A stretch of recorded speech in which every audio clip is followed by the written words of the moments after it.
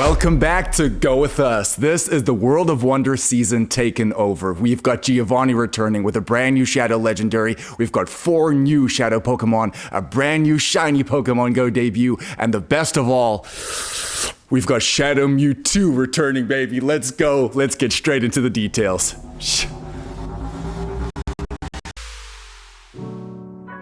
We all hope you had a great weekend. That Primal Groudon raid day was super fun. The community really came out. Thanks for coming out, guys.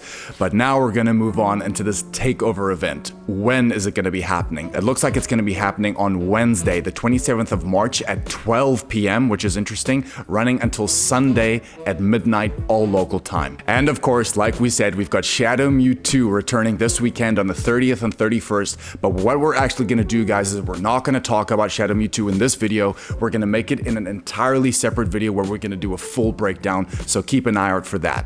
Now we're gonna touch on the bonuses. It looks like there's gonna be a total of 2. The first bonus is that rocket balloons are gonna be appearing more often. Effectively, what that means for us is that instead of every 6 hours, it's gonna be happening every 3 hours. So midnight, 3 a.m., 6 a.m., 9 a.m., and so on and so forth, which is very, very helpful. There's some good shadows in the rocket grunts right now. And bonus number 2, and this is the main feature of every single rocket takeover event, we are able to remove frustration on Shadow Pokemon. If you guys don't know what I'm talking about, we're gonna leave an example on the screen right now. Effectively, every single time you catch a Pokemon from a grunt, it's gonna have the move Frustration because it's been captured by Team Rocket. But what we can do on this specific event is that we can remove this tag to effectively have it with the correct moveset, but it stays as a shadow form, which can make it a lot more powerful. So guys, make sure you do this. Hatching from 12-kilometer eggs, we're gonna have Larvitar, Pawniard,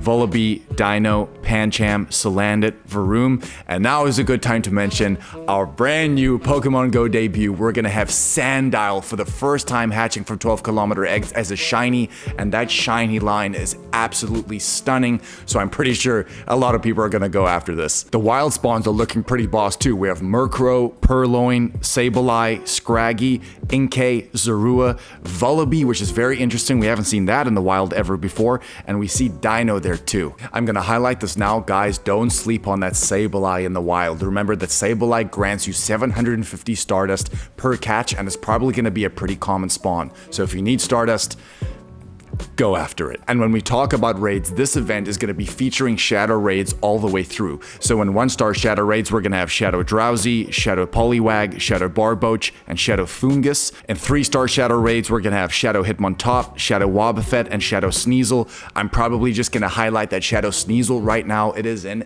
excellent raid attacker, as much as it's very glassy as a dark type, but even as an ice type attacker. I've seen someone like Brandon Tan use this as a raid attacker. They may die very quickly, but boy, they really hit hard. There's going to be timed research for all trainers. We just need to complete some tasks, and it looks like we're going to get a few extra encounters and some rewards there too.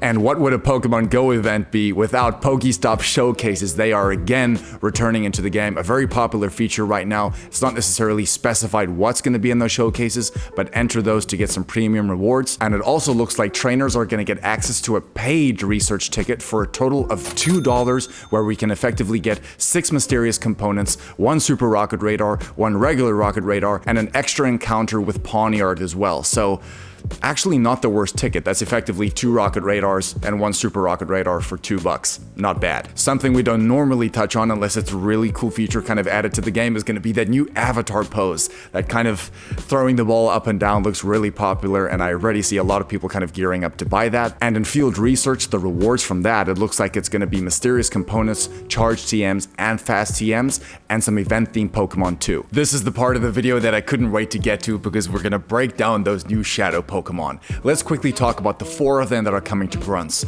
We have Shadow Colossus, Shadow Gothita, Shadow Pidgey, and Darumaka coming to the game. Let's start off with Shadow Colossus. Of course, it goes into Shadow Reuniclus, and unfortunately, just to keep this very brief, it does make an improvement on this Pokemon, and it's kind of comparable at the same level as something like a Gardevoir. So pretty solid, but again, there's other Pokemon you're probably going to want to pick. In terms of Shadow Gothita, of course, that's going to go into Shadow Gothitelle. Now, here's the thing. I couldn't believe this. Shadow Gothitelle has a lower attack value than Abra. So we're gonna move on there pretty swiftly. Crazy. Next we have Shadow Pidgey, which is of course going to go into Shadow Pidgeot. Now again, Shadow Pidgeot is definitely going to make a huge improvement, but because of that low CP value, it could be a decent flying type attacker, but it's probably worth, if you guys get like a high IV Pidgey, maybe it's even worth purifying to get that hundo for that Mega Pidgeot, because of course, we know Mega Pidgeot is a really strong Pokemon. But lastly, we're gonna touch on Shadow Darumaka. Now, I did not realize this, but Shadow Darumaka, of course, is going to go into Shadow Darmanitan. It is currently, it's just been confirmed that Shadow Darmanitan is going to be the best pure fire type attacker in the game. So remember, not all of the fire type attackers, it's just as a pure fire type, because Darmanitan is only fire type. So because of the high attack value, it's gonna be an absolute hammer. Do whatever you can to get this Pokemon, hopefully with that 15 attack, and add it to your parties. It's certainly going to be an amazing fire type attacker. And of course, Giovanni has been causing us troubles for years upon years now, and his latest capture is gonna be that Shadow Groudon. Of course, we just had that Primal Groudon raid day, which is incredible, but let's do a quick comparison to see, does Shadow Groudon really stack up in PvP or as a raid attacker? And let's start off with PvP. It's only in the Master League where Groudon is really gonna shine. In the Ultra League and the Great League, it doesn't do well at all. But in the Master League, it's ranked in its normal form at 7th, which I think is fantastic, and its Shadow form I think has a current ranking of 21, which is solid again, but I think the big challenge there is that you're gonna need 2 elite TMs, which is gonna be for that Fire Punch and that Precipice Blades. You know, we discussed it in the last video how powerful that Precipice Blades makes Groudon, so for PvP, probably worth getting one, and even the regular one, if you have it, is always going to hold you in good stead. But as a raid attacker, this is where things get really spicy. In the ground type category, it's been confirmed it is currently going to move into spot number 3 as the best Shadow in that category. But again, you're gonna need that Precipice Blades moveset. If you don't have Mudshot and Precipice Blades, it feels like with that Earthquake, it's gonna drop quite a lot lower. So you need that Precipice Blades. Guys, look at the DPS of that Pokemon. It is so strong. I think it's, in terms of DPS, I think it's like 2nd in that category, which is absolutely fantastic. And moving on into the grass type category, we can see that with that Solar Beam, just to start off on that Primal again, I think it takes like the 2nd or 3rd spot because of how hard that Solar Beam is hitting in that category. In fact, after looking at these stats, I think it's a definite that if you're gonna add a 2nd charge attack onto Groudon, it's probably going to have to be Solar Beam because it's really good. But in the fire type category, it looks like it's not performing as well. But nonetheless, guys, this Shadow Groudon is...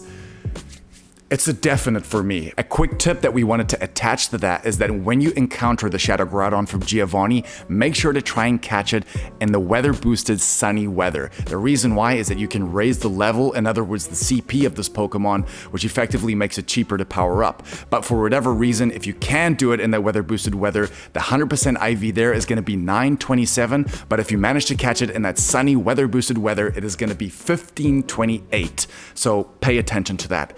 So yes, guys, that was a lot of information, but that is going to be the Rocket Takeover. We've got Shadow Mewtwo coming this weekend. It's going to be a banger. The community was so alive last weekend. Can't wait to see you all out there again. Anyway, that is going to be us. Go with us, and we'll be sure to see you on the next one, baby.